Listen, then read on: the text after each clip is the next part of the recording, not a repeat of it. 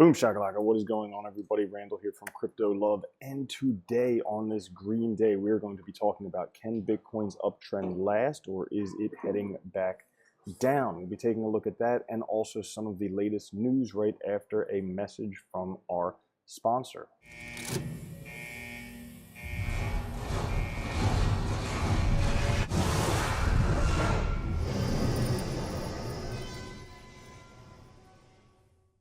Now, taking a look at CoinMarketCap today, total market cap $142 billion. Bitcoin dominance dropping to 50.3%. Bitcoin right now at 4,074, Ethereum at 139, and XRP at 30 cents. The biggest gainers for today, Decentraland just shooting up today 45%. Ravencoin growing again to 6 cents, which is absolutely crazy.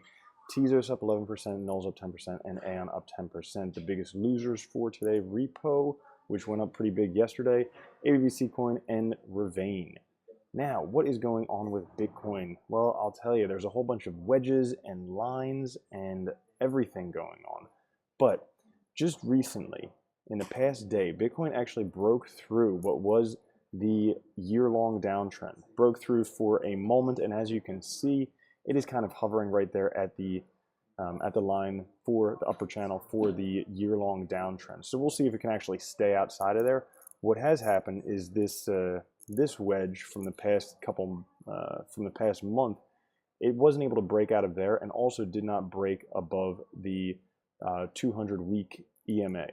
So it's not able to break through those levels, and if it were to break through those levels, we'd probably see some more resistance up towards around 4,400, but it's not able to break out through those, so we have it sitting within this wedge, but going to see if it's going to go back into the year-long downtrend that we had there. Now, in the news today, Vietnam has some big news. It just authorized its first crypto exchange for the population of 95 million people, so a lot of people.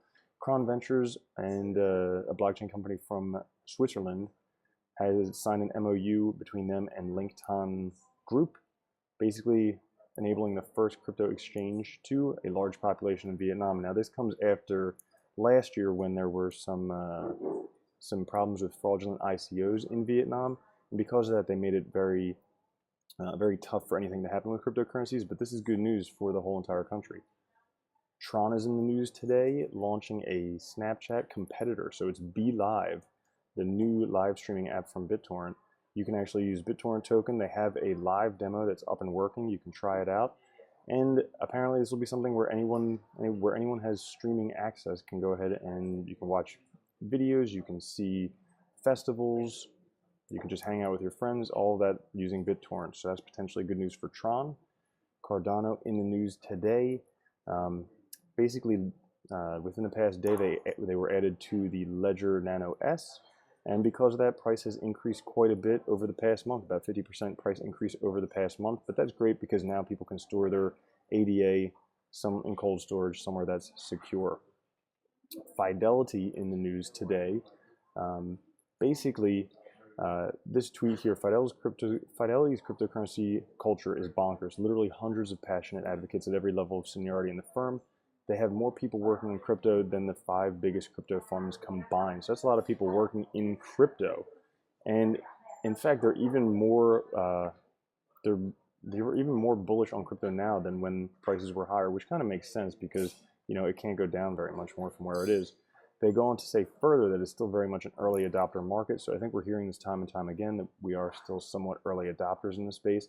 And it's true because we don't have that many working use cases for cryptocurrency at the moment, but they're getting to be more and more. Dash in the news today.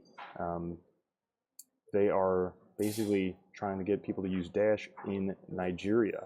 Why? Because anyone with a cell phone can do it. It's fast, it's inexpensive, and until Bitcoin Lightning Network's available, it is quite a bit faster, less expensive. But this is really good because it's kind of taking a ground up approach to getting people using cryptocurrency in places where they don't have money available. They can go ahead and use Dash, and they actually have Dash Nigeria, which is out there trying to help get adoption from the ground up. Last little article I saw here, cashing in how to make negative interest rates work.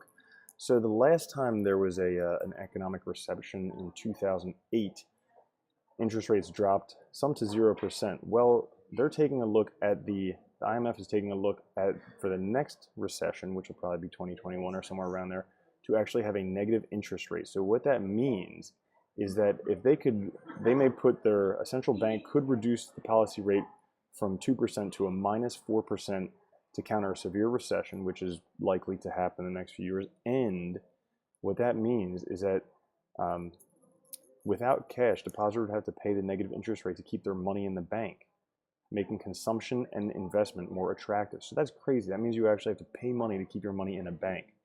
I think that would be kind of like the death blow for banks, because then people could just hold crypto and not pay that and have all the other advantages of cryptocurrency as it is.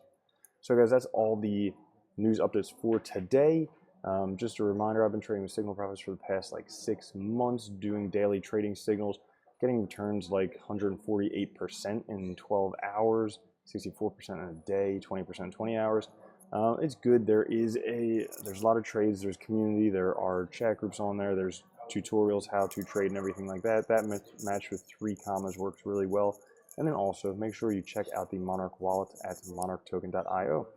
Thanks for watching, guys. I will catch you later. Peace.